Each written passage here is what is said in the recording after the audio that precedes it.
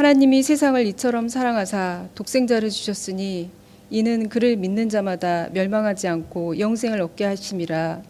하나님이 그 아들을 세상에 보내신 것은 세상을 심판하려 하심이 아니오 그로 말미암아 세상이 구원을 받게 하려 하심이니라.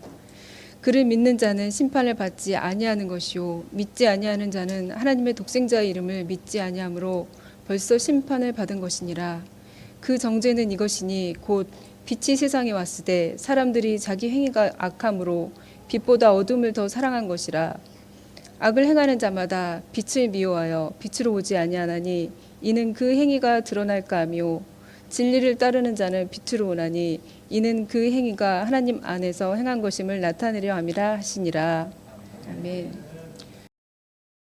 지금 여러분에게서 가장 중요한 것은 무엇입니까? 한번 잘 살펴보시기를 바랍니다. 내가 만약에 음식을 먹는다면 커피를 먹을 건가? 그렇지 않으면 호두과자를 먹을 건가? 한번 생각해 보고요. 또 가족들과 함께 나눈다면 무엇을 나눌 것인가? 한번 잘 살펴보시기를 바랍니다. 시대의 흐름이 많이 바꿔졌다라는 겁니다. 시대의 흐름 자체가. 아이들에게 세뱃돈을 주면서 어느 가정에서 큰 이 충격적인 일이 벌어졌습니다. 세뱃돈을 얼마를 주는 것이 좋을 것인가 생각을 했는데요. 그 가정에서 자녀 3명이 있으니까 3명이 그렇게 줬답니다. 5만 원, 3만 원, 2만 원. 그런데 세뱃돈을 받고 나서 아이가 그렇게 얘기합니다. 뭐라고 얘기하냐면 이것 가지고 못하라고 하면서 투정거립니다. 그렇게 이 사람이 세뱃돈을 주면서 교육을 시킵니다. 그러면 안 된다라고. 그러니까 이렇게 저렇게 또 가족들이 얽히고 설켜서요 다툼이 벌어진 가정이 있었답니다. 그러면서 기자는 그렇게 기록을 해놨습니다. 세뱃돈은 얼마가 가장 적절할 것인가 하고 통계를 내놓은 걸 보니까요 얼마였을까요? 얼마를 줬나요? 얼마를 받았나요? 아마 쌈짓돈이 좀 많이 나가셨나요? 대체로 보니까요 그 전 같으면 5만 원짜리를 많이 줬는데 지금은 3만 원을 주는 경우들이 상당히 많이 있답니다. 그래서 만약에 은행에서 돈을 만들어낸다면 이제 5만 원짜리 있고 10만 원짜리 있고 5만 원짜리 있으니까 이제 뭐냐면요 다른 것 아니라 3만 원짜리 지폐를 좀 만들어내면 서민들에게 도움이 되지 않겠는가라는 그 의견도 누군가는 낸 적이 있습니다. 우리의 문화긴 하지요. 우리의 전통이고 우리의 관습이고 또 사랑하는 아이들과 함께 나눌 수 있는 정이기도 한데 이것 자체가 전부가 돼서는 안 되겠죠. 서로 만남이 중요한 거죠. 오늘 말씀 한번 잘 볼 수 있기를 바랍니다. 가장 핵심되는 말씀 뭐냐면요. 요한복음 3장 16절 말씀입니다. 사랑하는 성도 여러분, 우리 기독교를 가르쳐서 뭐라고 하는가요? 기독교는 한마디로 얘기하면요 그렇게 얘기합니다. 성삼위 하나님을 믿는 종교가 우리 기독교답니다. 누가 물어보면 기독교가 대체 무엇입니까? 그렇게 물어보면 그렇게 대답해요. 성삼위 하나님을 믿는 종교라고. 그러면 성삼위 하나님 무엇인가 물어보면 그렇게 대답할 수 있겠죠. 성부 하나님, 성자 예수님, 성령 하나님 이렇게 얘기할 수 있답니다. 우리가 흔히 얘기할 때 그렇죠. 예수 믿으십시오 얘기하는데요. 더 중요한 건 뭐냐면 하나님 잘 믿고 사는 것이 제일 중요합니다. 그러니까 제가 항존직을 세우면서요. 항존직들이 부탁했던 내용이 2가지 있어요. 하나는 뭐냐면요. 하나님 잘 믿을 것. 2번째는 시험 들지 말 것. 사람들은 흔히 솔선수범 모범이 되라고 얘기할 것 같은데 그것이 아니고 먼저 나 자신이 어떻게 하라고요? 하나님을 잘 믿으시라고요. 목회자인 저도 꿈이 있어요. 바람이 있어요. 그건 뭐냐면요. 일평생 동안 하나님을 잘 믿는 것이 가장 커다란 꿈입니다. 여러분도 마찬가지예요. 다른 계획 세우지 마시고 하나님을 잘 믿으시라고요. 어디 가든지 간에 어디서든지 간에. 근데 지금은 세대 자체가 하나님을 잘 믿을 수 있는 그런 분위기, 그런 사회, 그런 모습들이 많이 보이지 않는 것이 현실이랍니다. 믿고 싶어도 믿을 수 있는 여건과 상황 속에 빠져버릴 때가 있고요. 유혹하는 것들이 너무나도 많이 보여진답니다. 어른도 유혹을 받는데 자녀들은 어쩔까요? 자녀들은 훨씬 더 유혹을 많이 받죠. 그리고 혹이라도 여러분 입맛에 좀 맞지 않더라도 여러분 생각대로 교회가 좀 움직이지 않더라도요 할 수 있는 대로 시험 들지 않기를 원합니다. 반대로 얘기하면 뭐 하라는 거예요?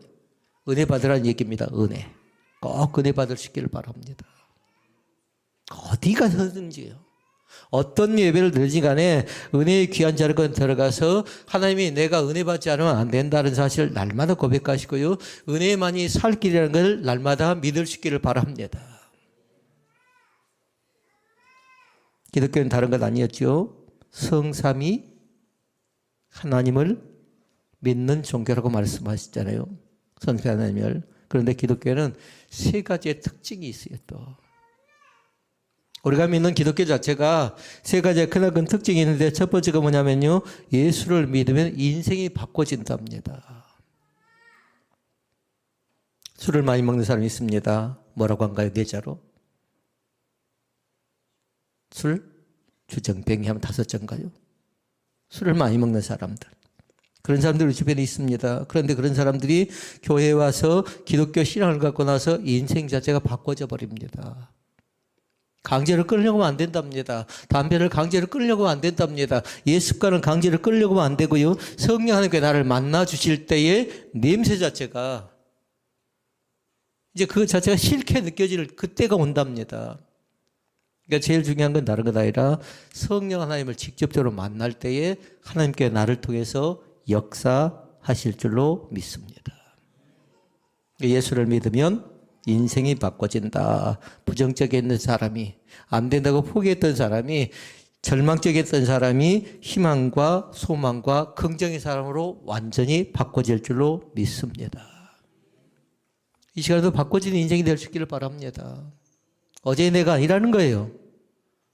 과거에 나는 약했고 연약했고 부족했다 할지라도 이제 새롭게 하나님께 나에게 힘 주신다는 사실을 믿음으로 온전히 받아들일 수 있기를 바랍니다. 이게 첫 번째 것이고요. 두 번째는 뭐냐면요. 예수를 믿으면 변화가 나타납니다. 지난주 말씀 기억날지 모르겠습니다. 변화하는 것 우리를 통해서 하나님께서 말씀하시는 건데 그 변화가 누가 더 많이 변화하는가에 따라 달라져요. 특징적인 건 뭐냐면요. 말에 대한 변화가 생겨나요. 말에 대한 변화. 말을 잘하는 사람들 세상에서 그렇게 얘기합니다. 말쟁이라고 얘기합니다. 그리고 말을 잘 만들어내는 사람이 있습니다. 말썽꾸러기들입니다.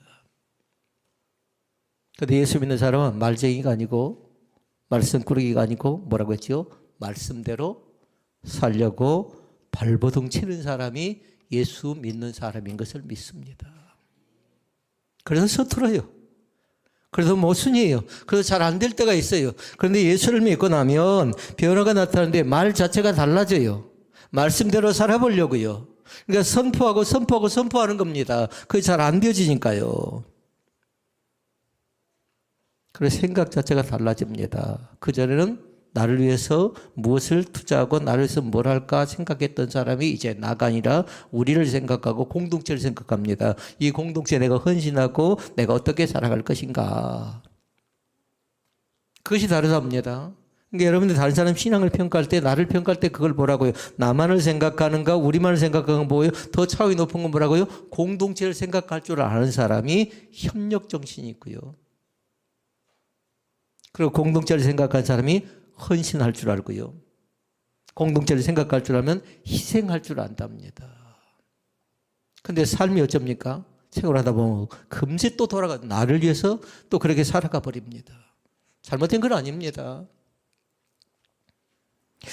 말뿐만 아니라 생각 그리고 행동 마음가짐이 완전히 달라져 버린답니다. 그전에는 조금만 어려움에 있어도 쉽게 포기하고 절망했던 사람이 예수를 믿게 되니까 하나님을 믿게 되니까 달라졌어요.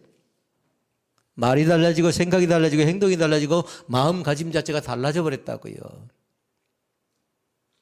이제는 우리 자신들이 그렇고 그런 사람이 아니라 우리를 통해서 하나님의 커다란 계획을 갖고 계신다는 사실을 마음속에 깊이 새길 수 있기를 바랍니다.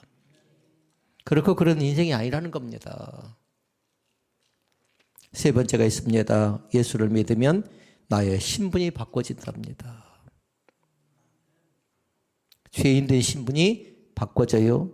죄악된 신분이 바꿔진다고요. 마귀의 종된 신분이 바꿔진다고요. 예수를 믿으며 이제 마귀의 종이 아니라 하나님의 자녀가 된 것을 믿습니다. 하나님의 자녀로 바꿔진다고요. 사랑하는 성도 여러분, 지금은 어떤 시대인가요?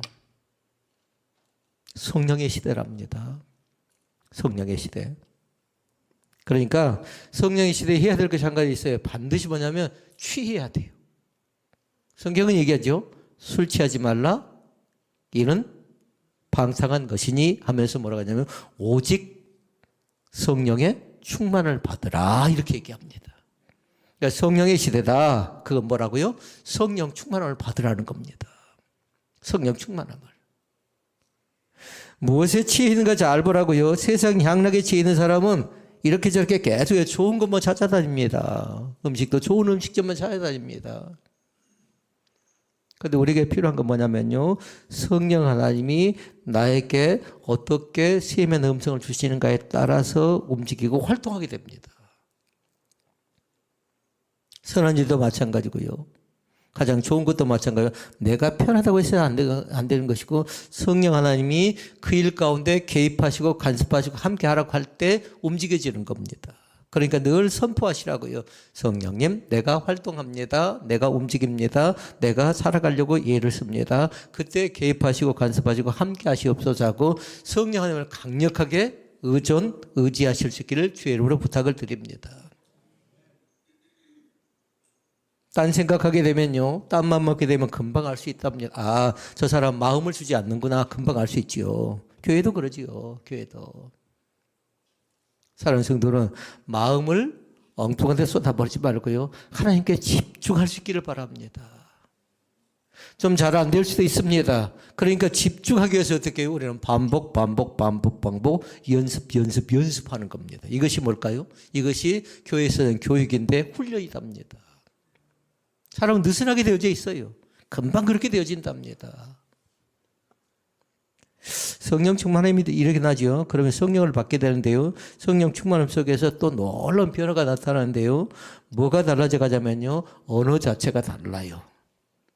언어 자체가. 이제 뭐냐면 그 언어 자체가 이제 감정의 언어가 아니에요. 우리 지난 주간에 봤죠. 세 종류의 사람이 있다고. 감정적인 사람도 있었고 저런 사람도 잘 기억해야 되는데 정서적으로 안정이 된 사람도 있었고 세 번째는 믿음 있는 사람도 있었고 가능하면 믿음 있는 사람 되라고 했는데 1번, 2번이 꼭 남 얘기가 아니에요. 우리 자신들이 감정적으로 치우칠 때가 있고 정서적인 것에 만족할 때가 있잖아요. 그런데 정서적으로 안정적인 사람은 뭐냐면요. 움직임 자체가 둔합니다. 활동적이지는 못하다고요. 그런데 믿음 있는 사람은 뭐냐면 진취적이에요. 해보는 겁니다.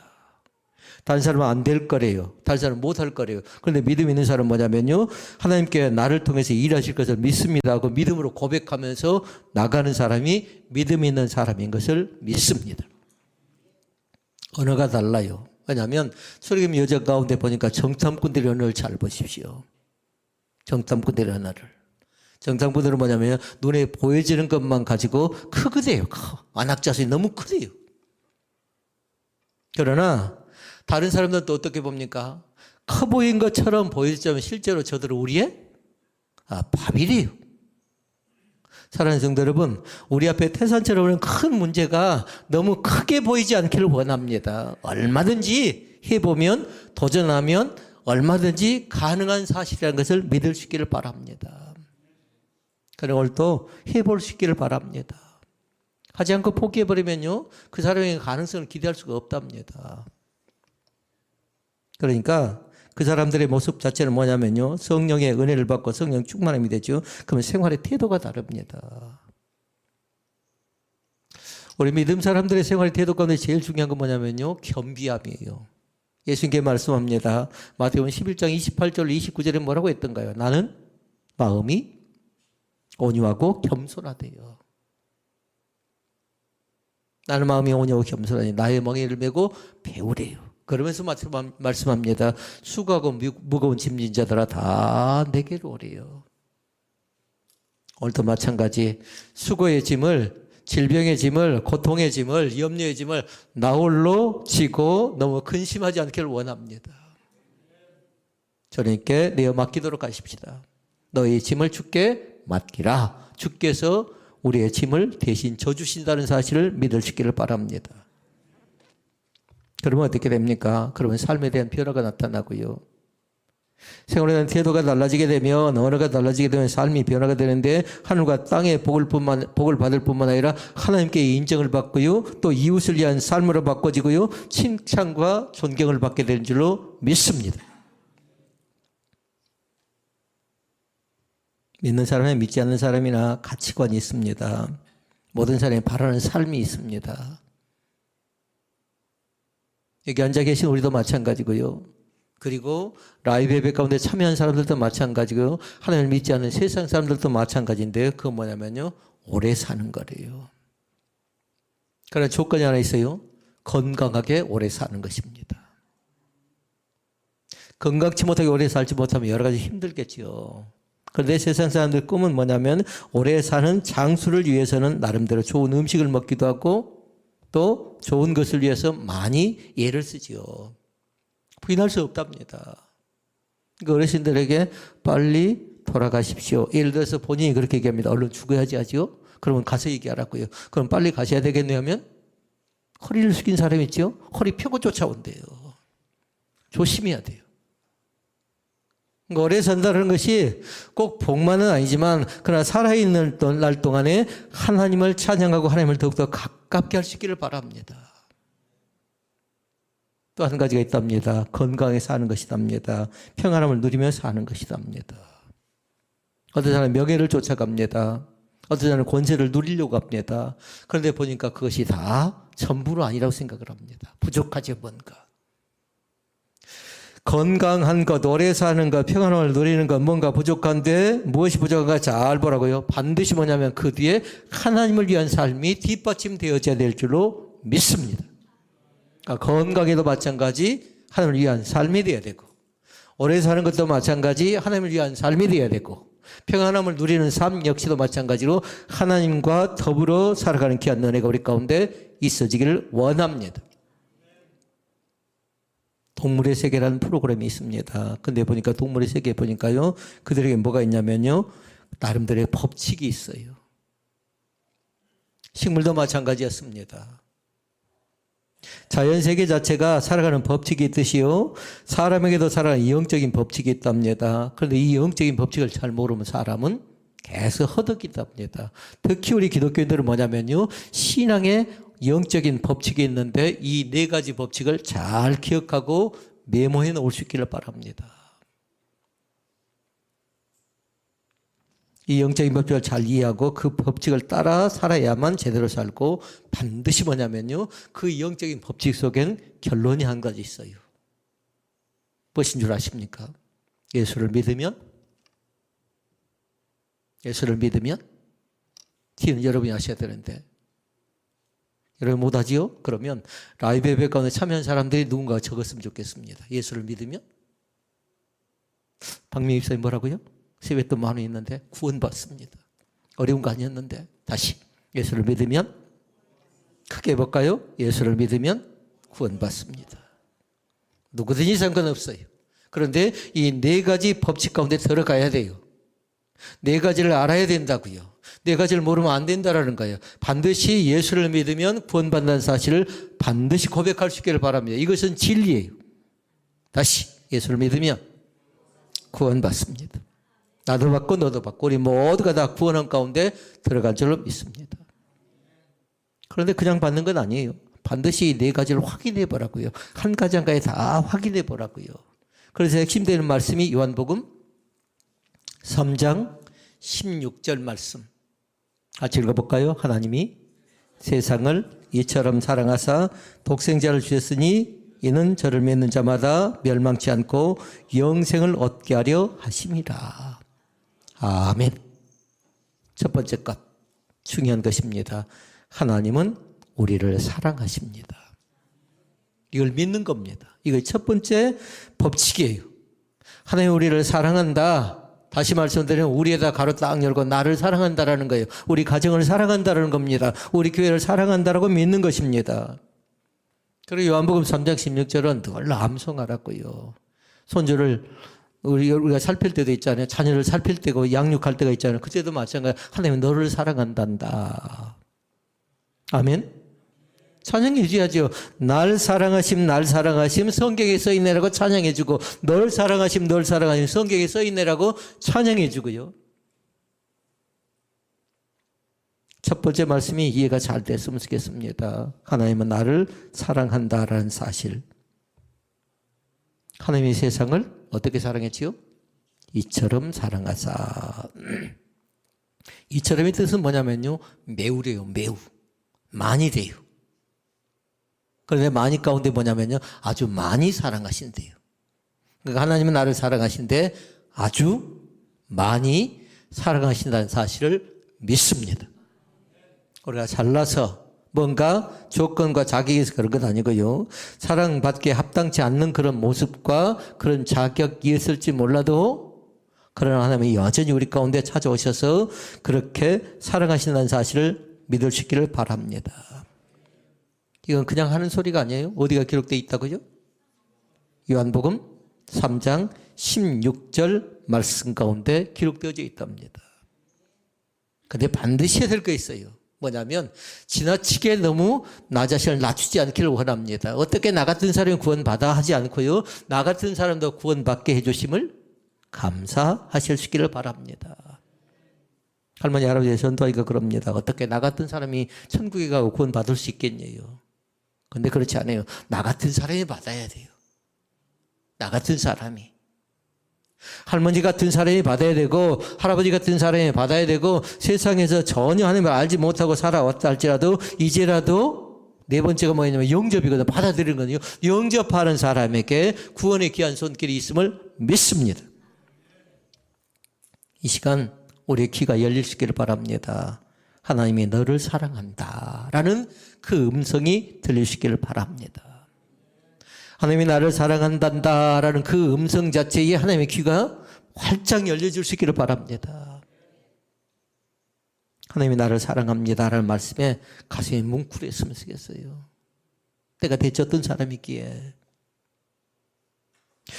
내가 대체 어떤 사람이 나를 잠잠히 사랑할 뿐만 아니라 쉼없이 끊임없이 보살피며 인도한다는 말인가 생각하면서요.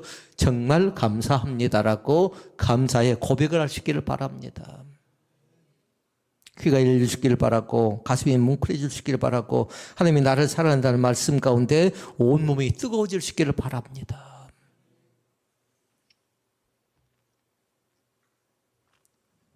하나님이 나를 사랑하신다면 못할 이유가 없답니다. 얼마든지 있답니다. 사람의 환경을 보니까요. 어려움을 당합니다. 그러면 대체적으로 보니까요. 두 가지의 반응이 나타납니다. 살다가 갑작스럽게 어려움이 당하죠. 그럼 뭐냐면요. 자존감이 확 떨어져 버린답니다. 그때 감을 조심해야 돼요. 그러니까 여러분 노트에 딱 적어놓으시라고요. 내가 어려움을 당한다. 그러면 1번 반대편 2번. 1번은 뭐냐면요. 자존감이 떨어진다. 자신감이 떨어진다. 그리고 찾아온 거 있어요. 실패의식 가운데 빠져버린답니다. 패배의식 가운데 들어간답니다. 그런데 2번이 있어요. 2번. 내가 어려움 속에 빠지지요. 그런데 그때부터 뭐냐면 나를 냉정히 보기 시작한답니다. 나를 살펴보는 겁니다. 내가 인생을 어떻게 살았는가. 내가 30년을 살고 40년 50년을 살고 신앙생활을 30년 40년 50년 했는데 내가 믿음생활을 어떻게 했는가. 그걸 점검해 본답니다. 그러니까 고통 속에서 뭐가 나타나냐면 변화가 나타나고 변화 속에 새로운 것을 발견하는 은혜의 눈이 활짝 열려질 줄로 믿습니다. 그 말씀은 그렇게 얘기했어요. 고통 당하는 것이 고난 당하는 것이 내게 유익이 돼요. 당시에 몰랐답니다. 근데 후에 보니까 지내놓고 보니까 이제 알 수가 있었습니다. 오늘 오전에 어떤 교회가 예배를 하더라고요. 그런데 그 교회는 보니까 3부까지 예배를 드리는데요. 온 가족이 함께 같이 모여서 예배를 드리더라고요. 다 함께 모여서요. 한복을 입는 사람들이 상당히 많았습니다. 그런데 찬양을 인도한 사람이 무슨 찬양하냐면요. 하나님 한 번도 나를 실망시킨 적 없대요. 믿습니까? 근데 그 찬양을 부를 때요. 어떤 이 가정을 보여주는데요. 그 가정 속에 눈물을 흘리며 찬양하는 걸 봤습니다. 인도자가 잘해서 그럴까요? 그렇지 않아요. 성령 하나님께서 인도자를 통해서 찬양을 고르게 만들고 그러면서 찬양의 열기가 그 교회 가운데 임하더니요. 지나온 모든 세월들 다 뒤돌아보아도 그 어느 것 하나 안 미친 것이 전혀 없대요. 있습니까? 하나님의 손길이 안 미친 것이 전혀 없대요. 망할 뻔했던 사람, 포기할 뻔했던 사람, 절망할 뻔했던 사람에게 하나님은 한 번도 나를 실망시킨 적 없으시대요. 그래서 지난번에 우리는 인사를 그렇게 나눴습니다. 나는 틀렸을지라도 하나님은 한 번도 틀림이 없습니다. 하나님은 한 번도 틀림이 없습니다. 두 번째 말씀 보도록 하십시다. 두 번째는 뭐냐면요. 우리 모든 사람은 죄인이라는 사실입니다. 그러나 두 번째를 기억하고 첫 번째를 잘 기억하고 하나님은 나를 사랑하신다. 두 번째는 우리 모든 인간들은 다 죄인이라는 사실이에요. 말씀이 있습니다. 로마서 3장 23절 말씀. 이 말씀도 꼭 여러분 암송해 놓으시기를 바랍니다. 모든 사람이 죄를 범하였음에 하나님의 영광에 이르지 못하더니 라고 말씀합니다. 모든 사람이 죄를 범했대요. 그러니까 만약에 여러분이 성경을 찾는다든가 노트에 기록하면 그 뒤에다 뭘 적어놓냐면요. 원죄를 얘기하는 거예요. 원죄. 아담을 통해서 전가된 죄가 계속 있답니다.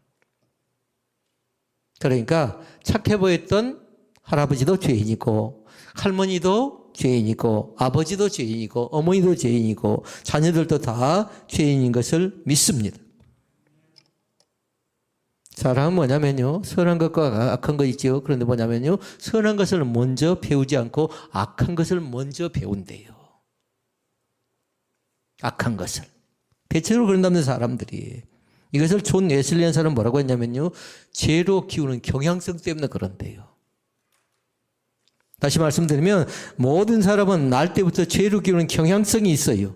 누구 하나 예외가 없답니다. 저도 마찬가지고 여러분도 마찬가지예요. 태어날 때 그렇게 태어났는데 나는 죄인이 아니다라고 반박해서는 안 된대요. 그러니까 이 시간 고백해야 돼요. 나는 누구다? 죄인이다라는 거.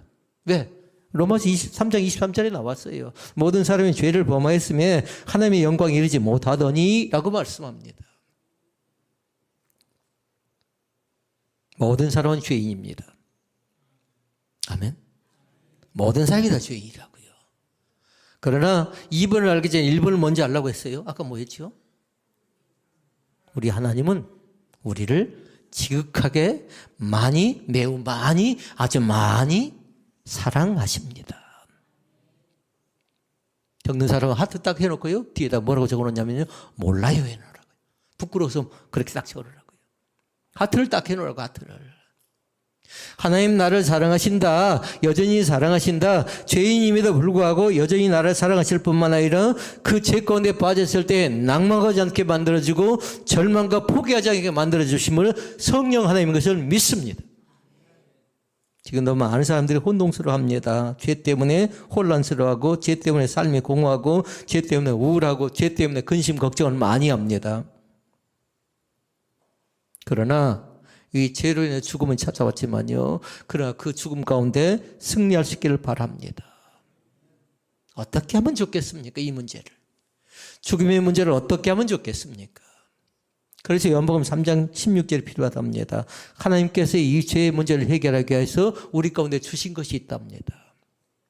1번 뭘까요? 예수 그리스도. 그리고 여러분 잘 기억하셔야 돼요. 예수 그리스도를 생각하면 꼭 기억할 것이 뭘까요? 십자가를 기억하라고요. 아멘. 예수 그리스도만 생각해서는 안 돼요. 예수는 중요한 분입니다. 다른 이로서는 구원받을 수 없나니 천하 인간의 구원 얻을 만한 다른 일을 우리에게 주신 일이 없어요. 중요해요. 그러나 예수 그리스도는 뭐라고요? 십자가가 있었어요. 십자가. 우리는 찬양하지요. 십자가 십자가 내가 처음 볼 때에 나의 마음에 큰 고통 사라진답니다. 다시 말씀드립니다. 십자가를 바라보면 삽니다. 십자가를 꼭 바라보시라고요. 십자가를. 독생자가 있습니다. 예수 그리스도를 얘기하는데요. 기독교 신앙은 다른 것 아니었어요. 기독교 신앙이 무엇입니까? 물어보면 그렇게 대답하면 돼요. 하나님이 보내신 예수 그리스도가 내 죄를 해결하셨다는 것을 믿는 것이 기독교 신앙이에요. 누가 보냈다고요? 하나님이. 누구를? 예수 그리스도를. 우리 가운데 보내주셨다는 사실. 그런데 무엇 때문에? 죄의 문제를 해결하기 위하여 우리 가운데 보내주셨다는 사실을 믿는 것이 기독교 신앙입니다. 그 사실을 믿으시라고요. 다시 말씀드립니다. 기독교 신앙은 다른 얘기 아니에요. 성경이 주장하는 핵심된 내용인데 하나님이 보내신 예수 그리스도가 내 죄를 해결해 주셨다는 것을 믿는 것이다. 내가 해결하는 거 아니라고요. 어떤 권세 있는 사람이, 힘이 있는 사람이 해결하는 것 아니라 하나님이 우리 가운데 찾아오셔서 죄의 문제를 해결해 주셨음을 믿습니다. 그분은 예수 그리스도. 또 하나 본다고 했죠. 뭐지요? 십자가를 봐야 돼요. 십자가. 십자가는 세 가지를 딱 적어놓도록 하십시오. 십자가가 끄집어내지기 위해서는 반드시 뭐냐면 죄의 결과가 뭐다? 죽음이라는 걸 이해해야 돼요. 그것이 1번이에요. 십자가의 내용을 이야기해서는 반드시 죄의 결과는 죽음이라는 걸 기억하고요. 그리고 두 번째 기억해야 돼요. 그 죽음을 해결하려면 누군가가 생명을 내주어야 된답니다. 누군가 생명을. 그런데 우리는 답을 알고 있어요. 아까 1번이 뭐 있죠? 앞에 예수 그리스도가. 독생자가. 그 다음에 십자가의 3번은 그거답니다. 예수 그리스도께서 자기의 생명을 대신 줌으로 말미암아 내 죄를 해결받았음을 믿습니다. 이제 내 죄사함이 받아졌어요. 내 죄사함이 해결되어졌다고요.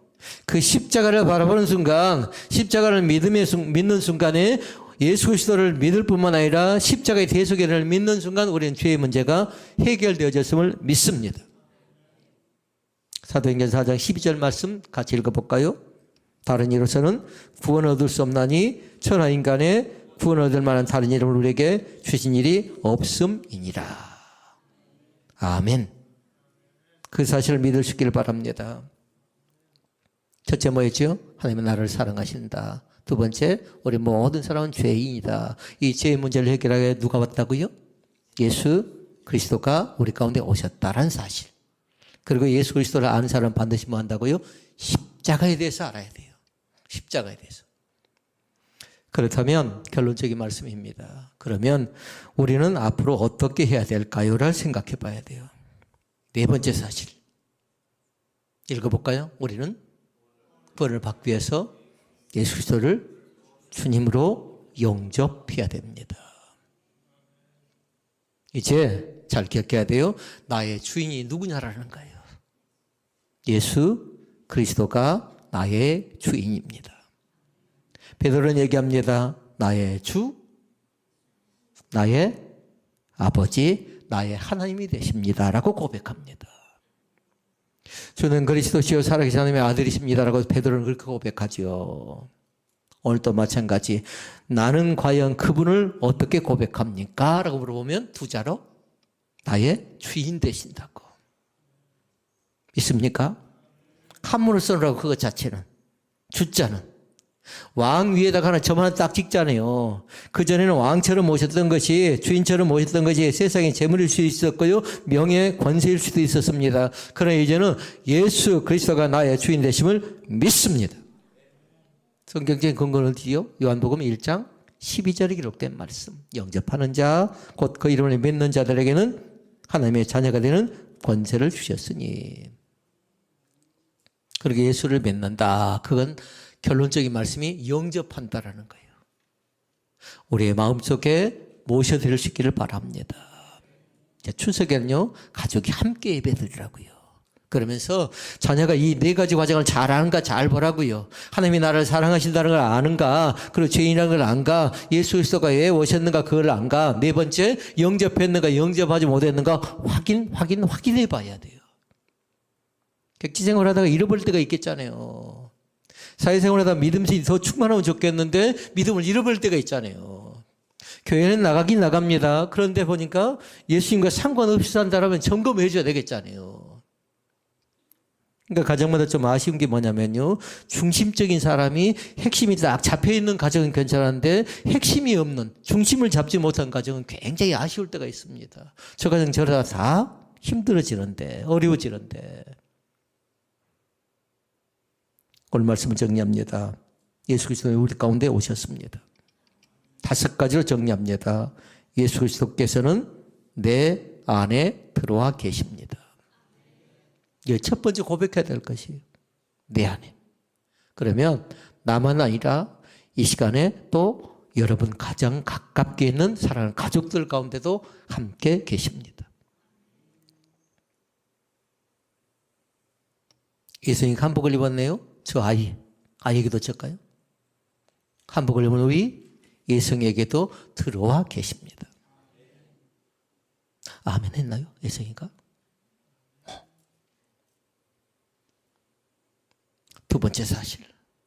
첫 번째는 내 안에 들어와 계시고요. 두 번째는 뭐냐면 모든 죄는 이제 사했다. 다른 말로 얘기하면 용서받았습니다. 아멘. 모든 죄는 용서받았다고요. 유아시에서 예배한 우리 자녀들도 마찬가지. 모든 죄는 다 용서받았습니다. 그래서 찬양을 그렇게 나 자유 받았네? 너 자유 받았네. 이제 자유예요, 자유.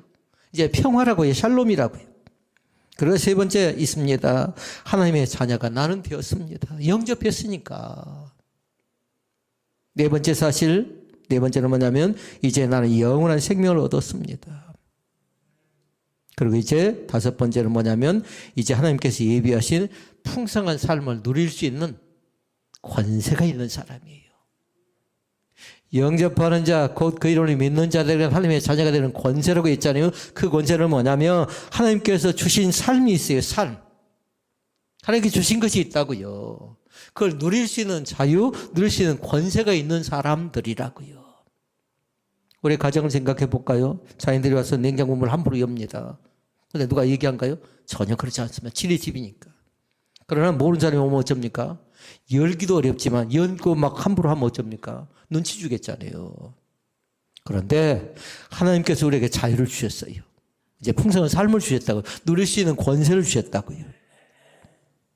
이제 우리 가운데 흐르고 있는 죄가 있다면요, 이제는 끊어버릴 수 있는 권세가 우리 가운데 있습니다.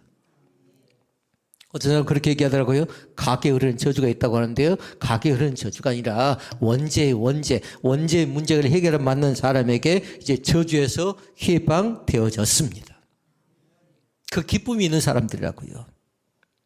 나를 얽어매고는 사단의 속박에서 이제 자유를 얻었고, 억누른 죄책감에서 이제는 죄책감이 아니라 항상 생각하라고요. 이제는 죄의 의식이 아니라, 실패의 의식이 아니라, 포기 의식이 아니라 하나님은 나에게 샬롬의 의식, 평화의 의식을 우리 가운데 지금 진행하고 계심을 믿습니다.